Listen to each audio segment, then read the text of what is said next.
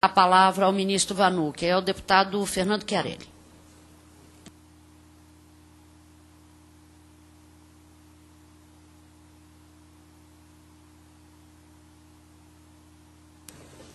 Senhora presidenta, senhor ministro,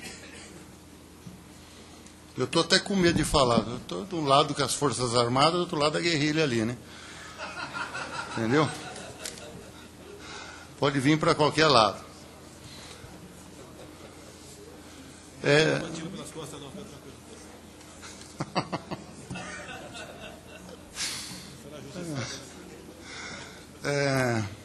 Senhor ministro, uma pergunta. O senhor é de São Joaquim da Barra? Então, eu tenho mais razão para admirá-lo pelo fato de que eu sou de Ribeirão Preto, cidade vizinha, apesar de que quem me viu nascer foi Olinda, mas criado ali na... Se me permite, deputado, Ribeirão Preto pertence à grande São Joaquim da Barra. É verdade. Em específico pela grande administração que está sendo feita pela prefeita da sua cidade e pelo desando político que ocorre em Ribeirão Preto nos dias de hoje. Minha prefeita é minha cunhada. Ah, família poderosa, hein? Muito obrigado. Bom, eu acho que nada melhor que dar essa descontraída, porque o assunto é por demais, digamos assim, pesado.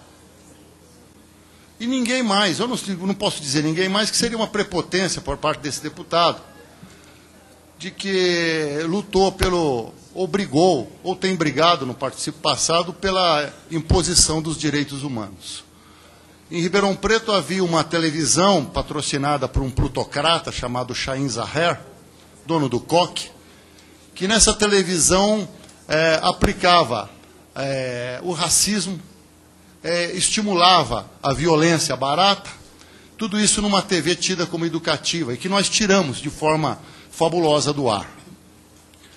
Eu já falei na tribuna da Câmara, presidida pelo deputado, meu irmão Luiz Couto, e o Luiz Couto lembra que ali denunciei um juiz por não ter aplicado a lei do racismo em face aos playboys que agrediram os trabalhadores negros em Ribeirão Preto, humilhando-os. Mas eu acredito que no dia de hoje, sabe, nós temos que evitar, caso se encare o regime instalado em 64 como ditadura, que se instale novamente esse tipo de governo, esse tipo de momento histórico. E eu lembro aqui uma passagem de um poema, se não me engano, do Brecht, onde ele explicava o nazismo, dizendo que todo mundo falava da violência do Rio, mas ninguém lembrava das margens que o constrangiam. Não justificando o nazismo, mas já ir justificando, em face a tanta humilhação que o povo alemão passava por aquela época. Eu acho muito interessante nós não cevarmos o revanchismo entre os fatos que ocorreram e o futuro deste país.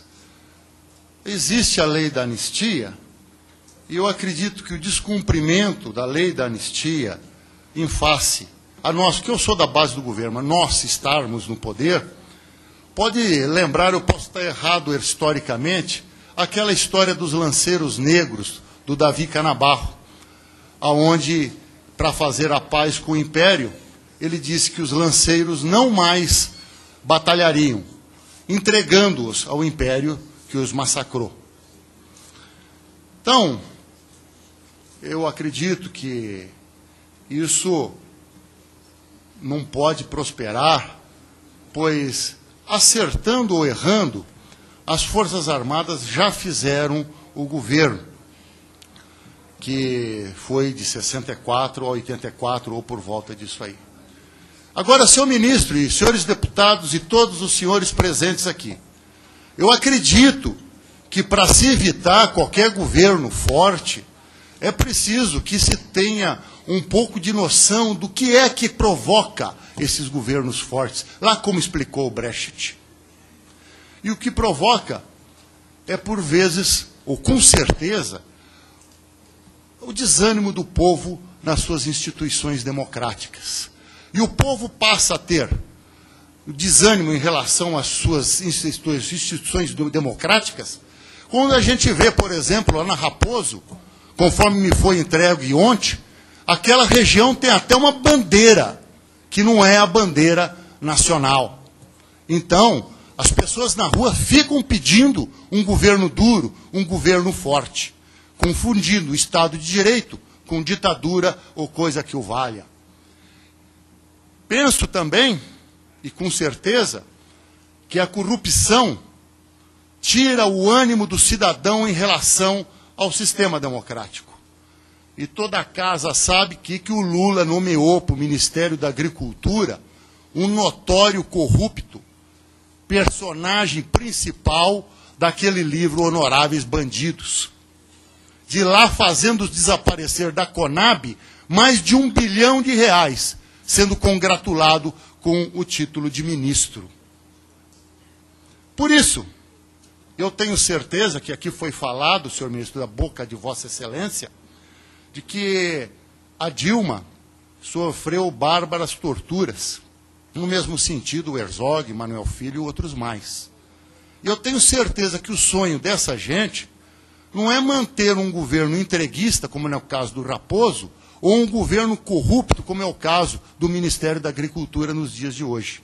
Pois isso aí nos faz levar ao raciocínio que o PNDH deve ter uma emenda no sentido de recomendar como crime hediondo também a corrupção.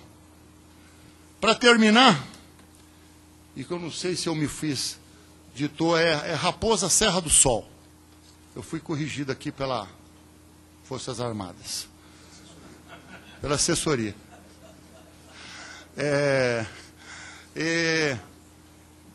Existe aquela passagem do Churchill que diz que, ao se jogar a água suja da bacia, cuidado para não jogar a criança junto também. Então, acho que tem que se tomar cuidado tanto um lado quanto o outro. A vendetta, a vingança, não é recomendável para a construção de uma nação para os nossos filhos e para os nossos netos. Muito obrigado, senhor ministro, e tenho aqui a minha admiração. Obrigado, deputado Fernando. Me lembra aqui o deputado Arlindo, deputado Fernando Chiarelli. Bom, senhor ministro, senhora presidente, fala de cá, fala de lá, eu só tenho medo que isso tome proporções que eu não sei se será bom para o país, para as futuras gerações. Ou seja, de todo o deputado Jair não está errado, né? Ou seja, se for para abrir para um lado, abre para o outro. Só acho que isso não era para tomar a proporção que está tomando. Mas já que está tomando, ele não deixa de ter certa razão. Como é o caso, né, da indústria das anistias que estão aí, eu mesmo, como cidadão, já cacei várias delas, porque o cidadão, na verdade, não era merecedor de tal anistia. Volto a repetir, a história do Churchill, ao jogar fora a água suja da banheira, cuidado para não jogar a criança junto também. Eu acho que colocar uma pá em cima disso tudo seria melhor para a nação.